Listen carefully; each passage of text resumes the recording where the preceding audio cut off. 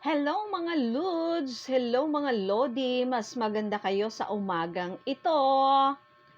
Ayan, good morning.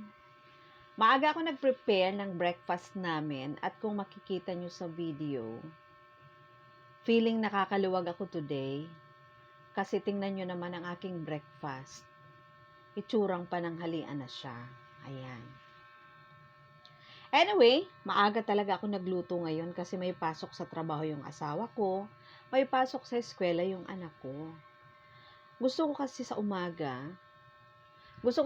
mga Lods, maayos na pagkain yung kakainin syempre nila, yung breakfast nila.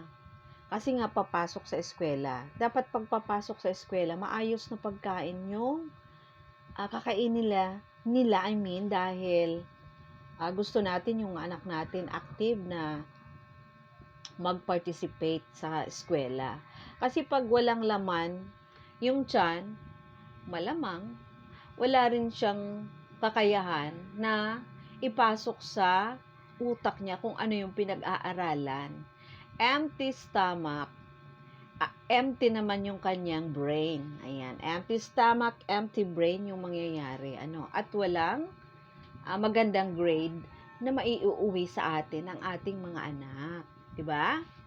So, yan po. Sabi ko nga, agahan kong gising ngayon dahil maaga yung pasok kasi ng anak ko ngayon. Yung schedule niya ngayon is 8 o'clock. Tapos yung husband ko naman, magkasabay na silang umalis papunta sa trabaho.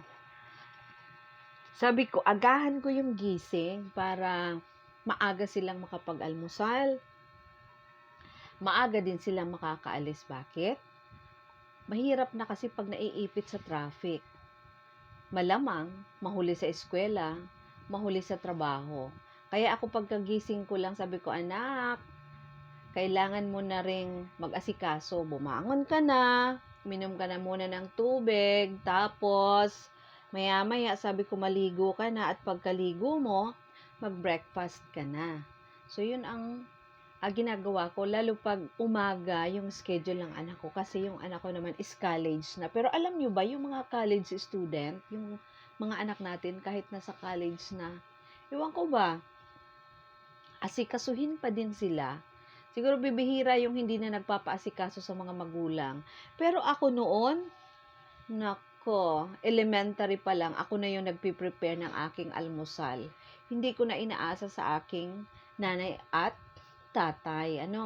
Ako na po talaga nagpiprepare. Kahit yung baon ko, ako na din lang. Ewan ko, anong pagkakaiba yung mga anak ngayon? Hindi talaga sila, ang tawag dyan, masinop ba yun? Or parang baliwala sa kanila? Parang nakaasa lang sila sa mga magulang. Pero, naisip ko din na depende na lang siguro yung kung paano natin sila pinalaki. Na yung kumbaga laging nakaasa sa magulang. Kasi naman tayong mga magulang minsan, masyado nating ginagawang espesyal yung mga anak natin, kaya kinakalakihan nila. Kawawa nga sila siguro pag nagpamilya na din, pero mag-a-adjust na din lang yan. Ang importante, sabi ko, mapagtapos sila ng pag-aaral, magkaroon ng maayos na trabaho or hanap buhay, kung hindi man magkaroon ng trabaho as empleyado, makapag-run sila ng kanilang sariling business ng maayos, di ba? Para kung sila ay meron ng sariling pamilya, hindi sila magugutom. Kumbaga, bigyan natin sila ng maayos na future. I-secure na natin yung future nila sa paraan na sila ay pinag-aaral natin, makatapos sila ng pag-aaral. Okay? And, yun nga, sabi ko yung mga anak natin, dapat titiis tayo, may pera tayo, wala. Gawa natin ng paraan. Total, may mga mga public school naman na tinatawag kahit sa kulay, mga government school na pwedeng mag-aral yung ating mga anak, makapagtapos sila ng college.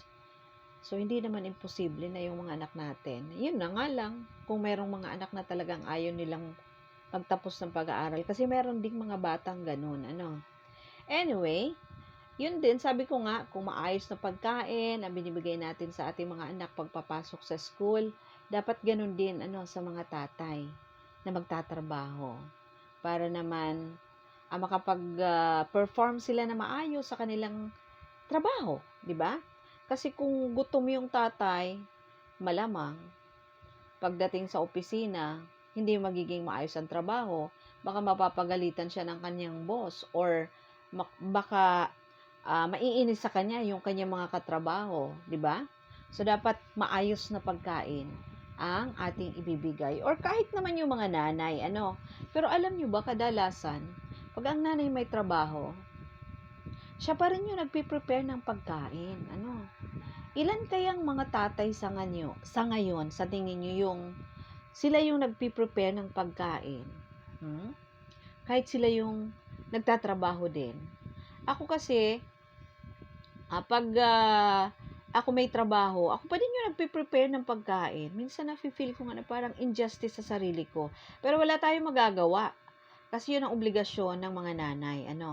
Siguruhin na maayos yung pagkain. At yun naman mga tatay, siguruhin na may pambili ng sapat na pagkain. Ayan. Para may iluluto ang nanay. Kasi kung hindi naman magpo-provide yung tatay ng pambili, anong iluluto ng nanay, hindi ba? So, dapat ganon. So, kayo naman mga nanay, tayo namang mga nanay, nag-provide na yung tatay ng pambili ng pagkain, nakabili na tayo, di sipagan natin yung pagluluto. Galingan natin para masiguro natin na maayos yung mailuluto na pagkain. At magsisimula yon sa kung ano yung pinamili natin na klase ng pagkain. Dati kasi noon, hindi pa ako masyadong marunong, yung binibili ko yung mga pagkain na mga ready to cook. Hindi yung mga pagkain na galing sa market. Ngayon, mas gusto ko yung pagkain na galing diyan sa lokal na merkado kasi mas fresh sila, mas masustansya.